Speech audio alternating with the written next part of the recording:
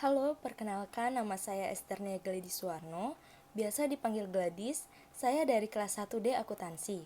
Di video kali ini, saya akan membuat suatu resensi atau rangkuman singkat yang merupakan tugas dari Bu Manda dengan bertemakan Pancasila dalam konteks sejarah perjuangan bangsa Indonesia.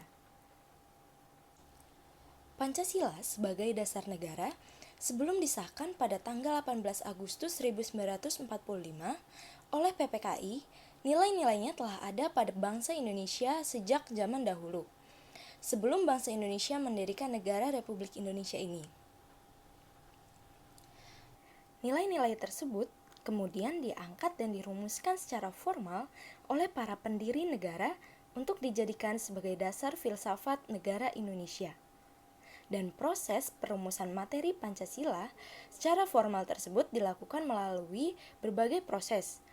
Yang pertama melalui sidang BPUPKI, lalu sidang Panitia 9, dan kemudian diakhiri dengan disahkannya Pancasila secara yuridis sebagai dasar filsafat negara Republik Indonesia.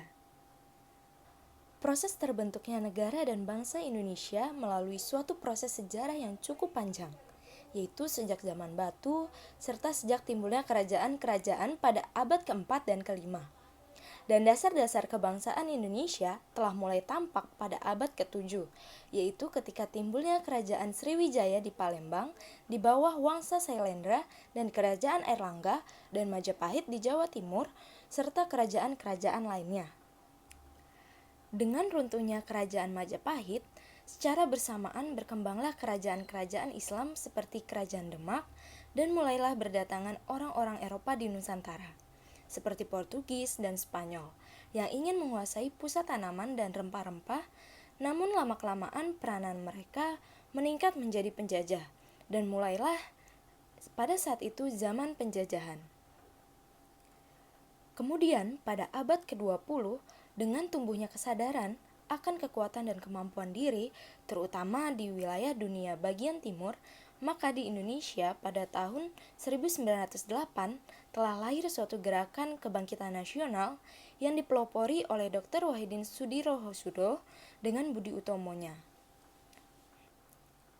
Kemudian, fasis Jepang masuk ke Indonesia dengan propaganda dan tipu muslihat dengan mengatakan bahwa Jepang adalah pemimpin Asia, Jepang saudara tua Indonesia, yang tujuannya tidak lain untuk memperoleh simpati dari rakyat Indonesia ketika itu.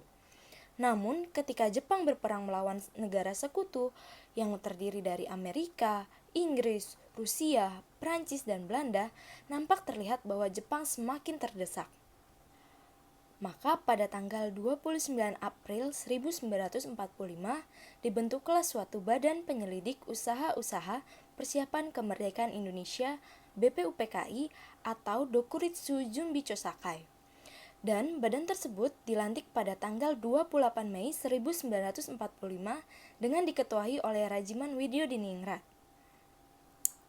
Dalam pelaksanaan tugasnya, BPUPKI telah melaksanakan 2 kali persidangan, yaitu pada persidangan pertama dilaksanakan mulai tanggal 29 Mei 1945 sampai dengan 1 Juni 1945, dengan substansi dan inti pembahasan dalam persidangan dititik beratkan pada pembahasan tentang filosofi, yaitu dasar negara Indonesia.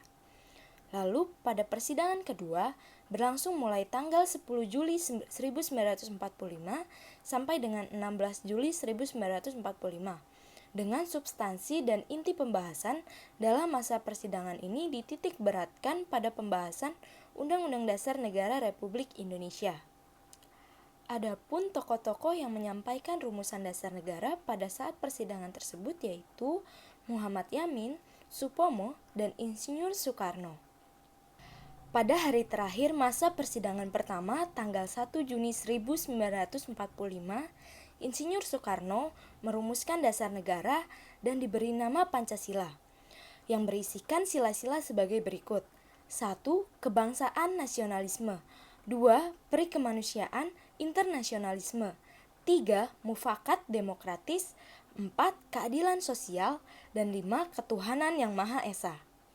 Kemudian, kelima sila itu bisa diperas kembali menjadi trisila yang terdiri dari sosio-nasionalisme, sosio-demokratis, dan ketuhanan.